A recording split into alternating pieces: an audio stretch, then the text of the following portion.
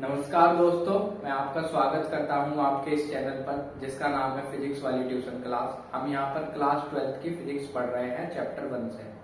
हमने इसके काफी पार्ट पहले बना चुके हैं, जो आप देखिए जाके आपके टॉपिक्स क्लियर होंगे और जो भी नोट्स रहेंगे वह आपको इसी चैनल पर प्रोवाइड करे जाएंगे पीडीएफ फॉर्मेट में। तो आपको नोट्स के रिगार्डिंग कोई भी टेंशन लेने की जरूरत नहीं है। लेकिन मैं आपको नोट्स कब प्रोवाइड करूंगा, जैसे चैप्टर 1 कंप्लीट होगा। तो जब वो कंप्लीट होगा तो उसके सारे नोट्स आपको उसके कंप्लीशन वीडियो में मिल जाएंगे, उसी के साथ में आपको चैनल पे। बीच बीच में नहीं दूंगा कि टॉपिक के वाइज दे, आपको एक ही साथ पूरे चैप्टर के नोट्स दूंगा। तो दोस्तों, हमने जो पिछले टॉपिक कवर करे हैं उसे आप देखिएगा। आज का जो टॉपिक होने वाला है उसकी हेडिंग होगी electric dipole in an external uniform electric field, या फिर torque on a dipole in uniform electric field. दोनों इसी के नाम है। तो आज का हम ये टॉपिक अब शुरू करते हैं। तो आपसे कहा जा रहा है कि एक इलेक्ट्रिक डाइपोल है जो कि एक एक्सटर्नल यूनिफॉर्म इलेक्ट्रिक फील्ड में रखा हुआ है। तो भाई, जब बात होती है ना किसी इलेक्ट्रिक फील्ड को ड्रॉ करने की, तो हमें करना क्या होता है? हमें कुछ नहीं करना होता। हमें दोनों इस प्रकार से पैरेलल लाइन ड्रॉ करनी होती है और उनपे किसी भी डायरेक्शन में आप एरो लगा सकते हैं। जैसे मैंने इधर लगा दिया दोनों पे, आप इधर भी लगा सकते थे दोनों पे। तो दोनों ही डायरेक्शन सही है क्योंकि आप बना रहे हो, आपकी मर्जी है। और इस पे लिख दिया ई वेक्टर। तो ये क्या डिनोट कर रहा है कि यह जो आपके पास में दो पैरेलल लाइन है, यह एक इलेक्ट्रिक फील्ड है।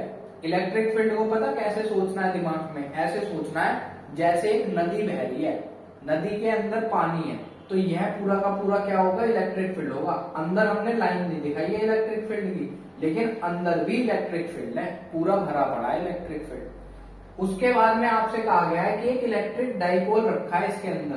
तो इलेक्ट्रिक डाइपोल हमें पता है क्या होता है। इलेक्ट्रिक डाइपोल होता है एक नेगेटिव चार्ज और एक पॉजिटिव चार्ज, दोनों को एक छोटी सी डिस्टेंस 2l से जोड़ दिया तो यह बन जाता है एक इलेक्ट्रिक डाइपोल। तो आपके पास में एक इलेक्ट्रिक डाइपोल है। हमने इससे पहले के वीडियो में पढ़ा था इलेक्ट्रिक डाइपोल मूवमेंट क्या होता है। तो इलेक्ट्रिक डाइपोल मूवमेंट होता है पी वेक्टर। तो यहाँ पे पी वेक्टर की डायरेक्शन होती है हमेशा माइनस चार्ज से पॉजिटिव चार्ज की तरफ। तो यह आपका यहाँ पे इलेक्ट्रिक डाइपोल मूवमेंट को शो कर रहा है। तो यहाँ तक की कहानी आपको समझ में आ गई होगी। अब आगे चलते हैं। मैंने जानबूझकर इस प्रकार से ना यहाँ पे दो डॉटेड पैरेलल प्लेट बनाई है। क्यों बनाई है समझते हैं। देखो, इलेक्ट्रिक फील्ड क्या होता है? हमने पढ़ा था इलेक्ट्रिक फील्ड होता है कि जब +1 कूलाम जिस डायरेक्शन में चलेगा वह आपका इलेक्ट्रिक फील्ड बनाएगा। +1 कूलाम की जो डायरेक्शन होगी वह आपका इलेक्ट्रिक फील्ड बनाएगा। हमने यह चीज पढ़ी है। तो +1 कूलाम क्या है? +1 कूलाम का मतलब है कि वो +1 कूलाम ई की डायरेक्शन में ही तो चल रहा होगा, तभी इलेक्ट्रिक फील्ड बन रहा है। इलेक्ट्रिक फील्ड मतलब चलना, मतलब उसका ऐसे है। मैं थोड़ा सा उस चीज को गलत बोला, माफी चाहूंगा। +1 कूलाम जब किसी इलेक्ट्रिक फील्ड में होगा तो वह जिस डायरेक्शन में चलेगा वह डायरेक्शन होगी इलेक्ट्रिक फील्ड की। यह बात मुझे कहनी है। तो अब आपके पास में ना ये समझ बनती है कि इलेक्ट्रिक फील्ड की डायरेक्शन असल में +1 कूलाम की डायरेक्शन होती है। तो +1 कूलाम इधर चल रहा है, इसका मतलब उसे किसी पॉजिटिव ऑब्जेक्ट ने रिपेल किया होगा और नेगेटिव ऑब्जेक्ट ने अट्रैक्ट किया होगा, तभी तो उसकी डायरेक्शन ये आई होगी। तो इसलिए मैंने यहाँ पे एक छोटी सी अजम्पशन ली है खुद ही। ये आप एग्जाम में कैसे ड्रॉ करोगे? इसी प्रकार से डॉटेड लाइन ड्रॉ करनी है। तो इस वाली डॉटेड लाइन जिसे कह रहा हूं मैं, ये एक डॉटेड पैरेलल प्लेट है। आपके दिमाग में ऐसे सोचना है। और इस पे है पॉजिटिव चार्ज, और यह वाली जो बनाई गई है यहाँ पे डॉटेड पैरेलल प्लेट, इस पे है नेगेटिव चार्ज। तो पॉजिटिव वाली तो रिपेल कर रही है उसे, जो आपका +1 कूलाम है। नेगेटिव वाली अट्रैक्ट कर रही है, तभी तो वो इस डायरेक्शन में चला। तो इससे होगा क्या? इससे हमें छोटी सी आसानी मिलेगी इस पूरे डेरिवेशन को करने में। आसानी क्या मिलेगी उसे समझते हैं। अब देखिए, आपके पास में ना ये नेगेटिव क्यू रखा हुआ था चार्ज, नेगेटिव क्यू चार्ज था। इस नेगेटिव क्यू चार्ज को यह जो प्लस वाली प्लेट है यह क्या करेगी, अट्रैक्ट करेगी। तो इस पे जो फोर्स होगी उसकी डायरेक्शन आ गई ये निकल के। आपको कोई दिक्कत आई इसमें डायरेक्शन सोचने में कैसे आई? नहीं आई, क्योंकि आपके पास में प्लेट हो गई आसानी के लिए। तो आपके पास जो ये फोर्स आ रही है इस डायरेक्शन में, इसकी वैल्यू क्या होगी? हमने फॉर्मूला पढ़ा था पहले कि जब कोई चार्ज किसी इलेक्ट्रिक फील्ड में होगा तो उस पर फोर्स लगती है F is equal to Q E. तो वो फोर्स यहाँ पे F equal to Q E इस प्रकार से आपको लगती हुई दिख रही है। यहाँ तक कोई परेशानी कोई नहीं। अब यह वाला जो चार्ज है पॉजिटिव क्यू, इसको नेगेटिव प्लेट अट्रैक्ट कर रही होगी अपनी तरफ, पॉजिटिव वाली रिपेल कर रही होगी। तो इस पे फोर्स की डायरेक्शन कैसे बनेगी? इधर बनेगी, नेगेटिव की तरफ। तो यह बना दी हमने। और फोर्स कितनी हो जाएगी? F equal to Q E. Force का फॉर्मूला क्यू ई होता है, तो क्यू और ये electric field E, F equal to Q E. यहाँ तक आपको कहानी समझ में आई? तो आपको ये समझ में आ गया होगा ये डॉटेड पैरेलल प्लेट एजम्पशन क्यों बनाई गई। यह इस वजह से बनाई गई। यह आपको किसी बुक में या उसमें नहीं मिलेगा, यह खुद मेरा बनाया हुआ कॉन्सेप्ट है। जब मैं अपने लिए पढ़ाई करता था तो मैं इसी तरीके से सोचता था कि ये डॉटेड लाइन्स है इस तरीके से। अच्छा, अब ये जो डाइपोल है ना, इसके ऊपर एक फोर्स तो लग रही है इस डायरेक्शन में और दूसरे एंड पे फोर्स लग रही है इस अपोजिट डायरेक्शन में। तो ये डाइपोल इस तरीके से मान लो, डाइपोल है मानकर, तो इस पे फोर्स इस तरीके से लगेगी तो यहाँ पे रोटेट होएगा। रोटेट होएगा इसका मतलब इसके ऊपर क्या लगेगी? टॉर्क लगेगी। तो हमें टॉर्क की वैल्यू निकालनी है। यहाँ पे हमारा ऑब्जेक्टिव क्या है? हमारा ऑब्जेक्टिव है we have to find the value of torque which is acting on this electric dipole. अब समझो इस चीज को। देखो हमने क्या करा, यहाँ पे ना जानबूझकर एक ट्राइंगल बनाया है। यह इस तरीके से ट्राइंगल बना दिया और ये ट्राइंगल कैसा है? राइट एंगल ट्राइंगल है।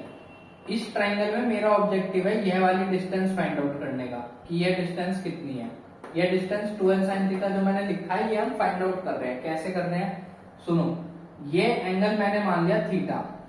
यह जो लाइन है ये इलेक्ट्रिक फील्ड के पैरेलल है। तो आप इलेक्ट्रिक फील्ड की ई एक यहाँ भी एज्यूम कर सकते थे ना।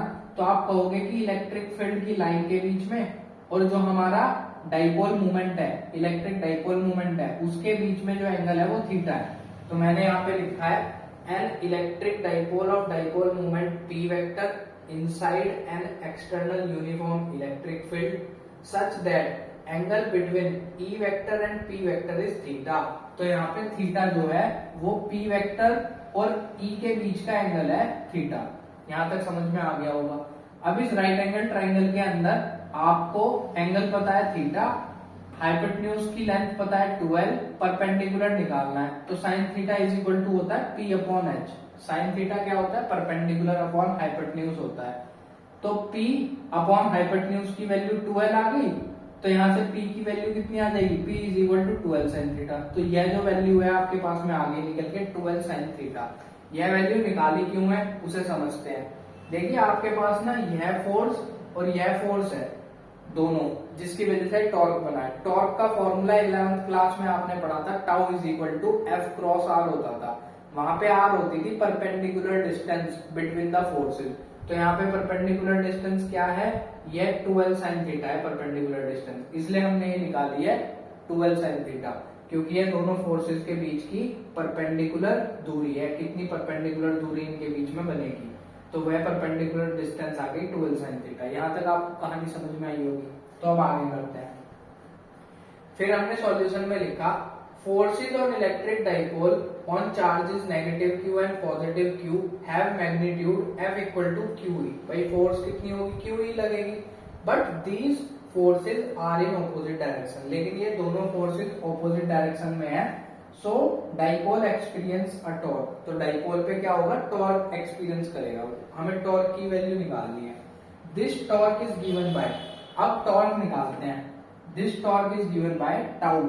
टॉर्क का फॉर्म, टॉर्क का जो वो होता है सिंबल वो होता है टाउ। तो टाउ का सिंबल आपको याद होगा, 11th में पढ़ रखा है आपने, यह होता है।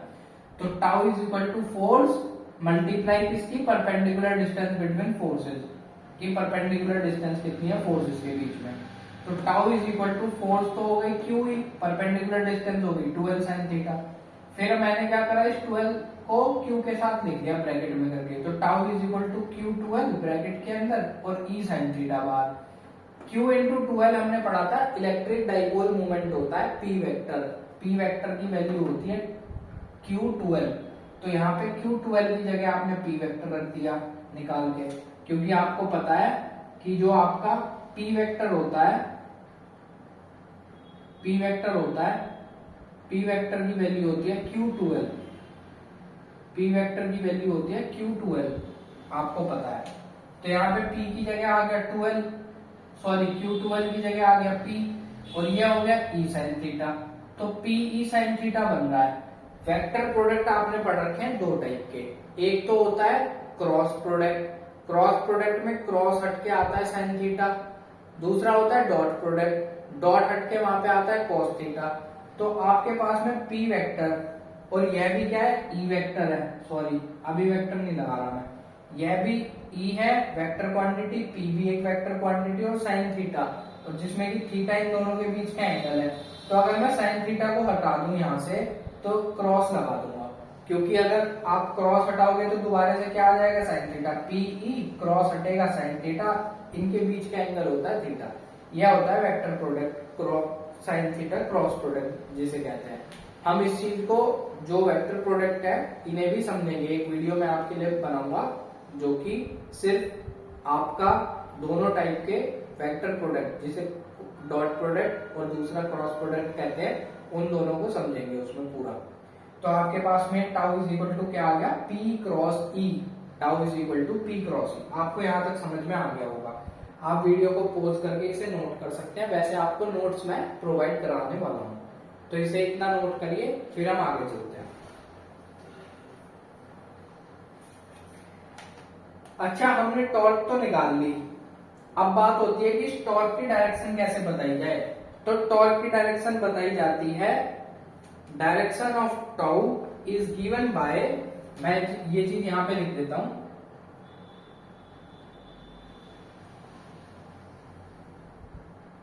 Direction of tau is given by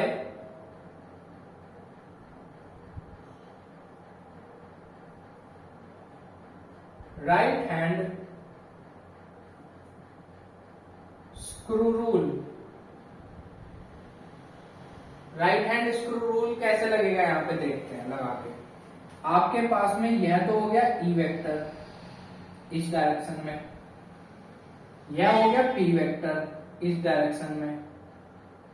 तो यहां पे अगर आप लगाना चाहें कि भाई किस तरीके से लगेगा हमारा राइट हैंड स्क्रू रूल, तो राइट हैंड स्क्रू रूल कहता है कि आपकी जो फिंगर्स है, यह जो आपकी फिंगर्स हैं, इन फिंगर्स को तो रोटेट करिए in the direction of rotation.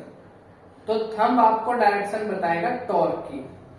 तो देखो होएगा क्या, होएगा ये कि यह फोर्स इधर की तरफ लग रही है, यह फोर्स इधर की तरफ लग रही है। तो रोटेशन कैसे बन रहा है, यहाँ पे रोटेशन बन रहा है क्लॉकवाइज, रोटेशन बन रहा है क्लॉकवाइज। तो आप अपनी इन फिंगर्स को क्लॉकवाइज डायरेक्शन में कर्ल करिए। क्लॉकवाइज डायरेक्शन में कर्ल करेंगे तो इस तरीके से कर्ल होएगी, जैसे मैं यहाँ पे कर्ल कर रहा हूँ। तो इस डायरेक्शन में कर्ल हो रही है, तो थंब की डायरेक्शन किधर आ रही है, अंदर आ रही है। तो टॉर्क की डायरेक्शन भी क्या हो गई यहाँ पे, इनसाइड प्लेन ऑफ पेपर या फिर इनसाइड बोर्ड। तो यहाँ पे टॉर्क की डायरेक्शन जो है वो इनसाइड है। टॉर्क की डायरेक्शन क्या है, इनसाइड। सपोज रोटेशन आपका एंटी क्लॉकवाइज होता, रोटेशन आपका एंटी क्लॉकवाइज होता, तो आप जो फिंगर्स हैं उन्हें कर्ल करते हैं एंटी क्लॉकवाइज, तो आपको हाथ इस तरीके से करना पड़ता।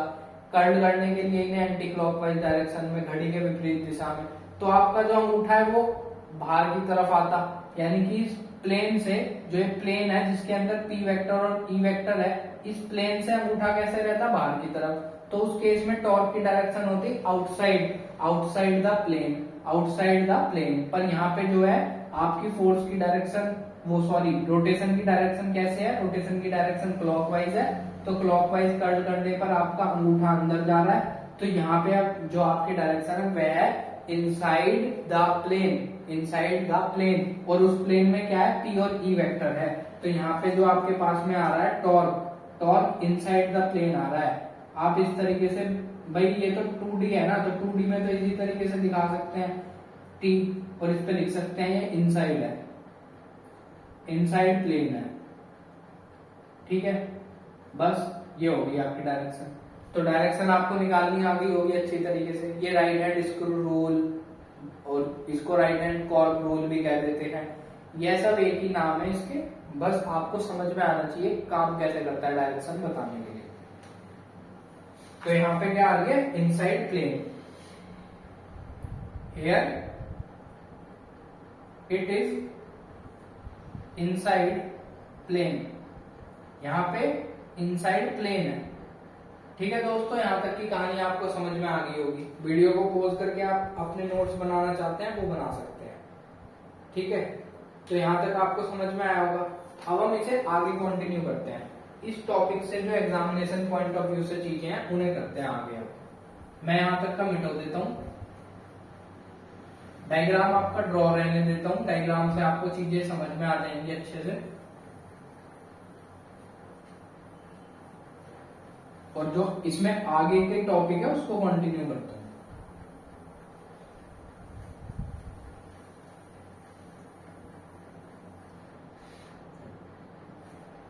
अब देखो यहां पे ना दो केस बनते हैं, स्पेशल केसेस।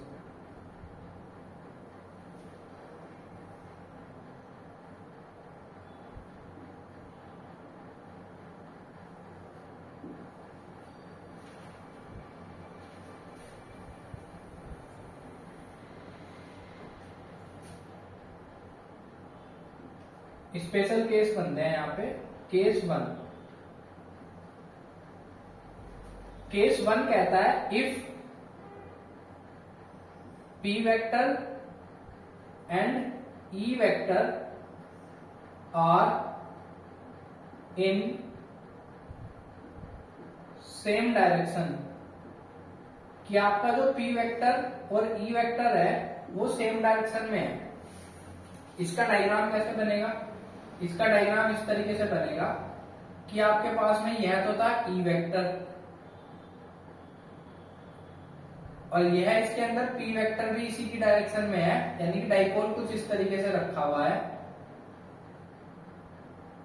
तभी तो आपके P वेक्टर और E वेक्टर की डायरेक्शन सेम होगी।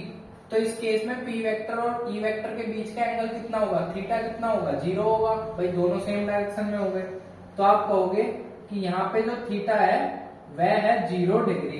अब यह 0 डिग्री है, तो अगर आप टॉर्क निकालोगे tau is equal to P sine theta, आप वैल्यू रखोगे तो यहाँ पे साइन 0 रखोगे और साइन 0 कितना होता है, 0 हो जाता है। तो टॉर्क यहाँ पे कितनी आ गई, 0। इसे यहाँ पे स्टेबल इक्विलिब्रियम कहा जाएगा। आप कहोगे कि इलेक्ट्रिक डाइपोल जो है वो स्टेबल इक्विलिब्रियम में है। याद रखना इस नाम को, स्टेबल इक्विलिब्रियम। इसे स्टेबल इक्विलिब्रियम क्यों कहा जा रहा है वह भी समझ लेते हैं। आपके पास में कहानी इस तरीके से होगी कि यह जो फोर्स Q है वो यह जो चार्ज Q है इसके ऊपर जो फोर्स लगेगी, अब आप ऐसे ही प्लेट्स ड्रॉ कर लो, अगर यहाँ पे भी एज्यूम कर लो, यह आपके पास पॉजिटिव प्लेट, यह आपके पास नेगेटिव प्लेट। तो इस पॉजिटिव Q पे फोर्स लग रही होगी इधर F और इस नेगेटिव Q पे फोर्स लग रही होगी इधर F। अब आप खुद ही बताओ, आपके पास इस तरीके से एक छोटी सी डाइपोल रखा हुआ है, इस एंड को तो आप इधर की तरफ खींच रहे हो, इस एंड को इधर की तरफ खींच रहे हो बराबर फोर्सेस से। कोई आके अगर इसे थोड़ा सा भी बीच में से ऐसे हिला दे तो क्या होगा, ये दोनों फोर्सेस वापस इसे इसकी जगह ले आएंगी, यानी कि इसकी उसमें पोजीशन में कोई भी चेंज नहीं हो रहा, इसकी स्टेट दोबारा से रिगेन हो रही है, इसलिए इसको स्टेबल इक्विलिब्रियम कहा जा रहा है। तो आपको ये समझ में आया होगा। अब आते हैं केस सेकंड पे। केस 1 हो गया, अब केस 2 की बात कर लेते हैं। केस 2 कहता है if P vector and E vector are in opposite direction, कि P वेक्टर और E वेक्टर जो है दोनों ऑपोजिट डायरेक्शन में रखे हुए हैं। तो भाई ऑपोजिट डायरेक्शन का केस कैसे बनेगा, कि आपके पास में यह है इलेक्ट्रिक फील्ड, यह तो हो गया इलेक्ट्रिक फील्ड, और इसके अंदर P वेक्टर इधर की डायरेक्शन में रखना है आपको। तो आपके पास में दोनों चार्जेस ऐसे रखे होंगे कि नेगेटिव Q तो इधर होगा और पॉजिटिव Q इधर होगा, तभी तो P वेक्टर की ये डायरेक्शन बनेगी। अब वही प्लेट ड्रॉ कर लेते हैं अपने लिए आसानी के लिए। ये प्लेट आपने ड्रॉ कर ली, ये पॉजिटिव प्लेट है, ये आपकी नेगेटिव प्लेट है। तो इस नेगेटिव क्यू पे जो फोर्स लग रही होगी वो किधर लग रही होगी, नेगेटिव वाला रिपेल कर रहा होगा ना, तो इस पे फोर्स लग रही होगी इधर की तरफ, यह होगी फोर्स। और इस पॉजिटिव क्यू को ये पॉजिटिव प्लेट रिपेल कर रही होगी, तो इस पे फोर्स होगी इधर की तरफ। अब आप खुद ही बताओ, ये दोनों अभी तो रखे हुए इस प्रकार, अब इन पे जो फोर्सेज है वो ऐसे है कि इस वाले एंड पे तो इधर की तरफ है और इस वाले एंड पे अंदर की तरफ है, दोनों पे इस तरीके से फोर्सेज लग रही है। अब कोई भी आके थोड़ा सा भी इसे हिला देगा ना, तो ये फोर्सेज क्या करेंगे, एकदम से इसे पलट देंगे, यानी कि इसकी पोजीशन ही बदल जाएगी, ये अपनी ओरिजिनल पोजीशन को रिगेन नहीं करेगा। तो इसका मतलब यह जो डाइपोल है इसकी जो स्टेट है वो एकदम से चेंज हो जाएगी। तो यहाँ पे जो ये केस बनेगा ये अनस्टेबल इक्विलिब्रियम का बनेगा। तो हम पढ़ रहे हैं P and D are in opposite direction, then तो उस केस में आपके पास में जो थीटा है वो 180 डिग्री होगा, थीटा की वैल्यू 180 डिग्री होगी। थीटा की वैल्यू 180 डिग्री होने का मतलब है tau is equal to PE sine 180। अब साइन 180 भी जीरो ही होता है, तो टॉर्क तो जीरो ही आएगी निकल के, टॉर्क तो जीरो ही आएगी निकल के पहले वाले केस की तरह। लेकिन इसे यहाँ पे अनस्टेबल इक्विलिब्रियम कहा जाएगा, इसे यहाँ पे अनस्टेबल इक्विलिब्रियम कहा जाएगा, अनस्टेबल इक्विलिब्रियम। आपको यहाँ तक समझ में आ गया होगा कि इसे अनस्टेबल इक्विलिब्रियम क्यों कहा जा रहा है, मुझे लगता है बिल्कुल अच्छे तरीके से। अच्छा, अब यहाँ पे एक और केस बनता है, केस थ्री। केस थ्री क्या कहता है, इफ, केस थ्री कहता है if P vector and E vector are perpendicular to each other, कि दोनों एक दूसरे के परपेंडिकुलर हैं, तो उस केस में आप कहोगे कि जो थीटा है वो 90 डिग्री है, कि इनके बीच का एंगल 90 डिग्री है। तो आप यहाँ पे tau is equal to PE sine 90 रखोगे, और साइन की वैल्यू कितनी होती है, 90, 1 होती है मैक्सिमम वैल्यू, तो यहाँ पे tau is equal to P आ जाएगा निकल के। तो यह जो केस है जिसमें साइन मैक्सिमम वैल्यू दे रहा है, यह आपका मैक्सिमम टॉर्क का केस है, यह आपका मैक्सिमम टॉर्क का केस है, कि यहाँ पे मैक्सिमम टॉर्क लगेगी इस वाले केस में। मुझे लगता है यहाँ तक आपको ये समझ में आया होगा, और यह टॉपिक यहाँ पे कंप्लीट होता है हमारा पूरी तरीके से। आप वीडियो को पॉज करके नोट कर सकते हैं, और बीच में कोई चीज समझ ना आए तो वीडियो को दोबारा से देखिए, दोबारा से देखने पे वो आपको समझ में आएगी। ठीक है दोस्तों, नेक्स्ट टॉपिक आपको अगली वीडियो में करवाते हैं, तब तक के लिए नमस्कार, मिलते हैं फिर।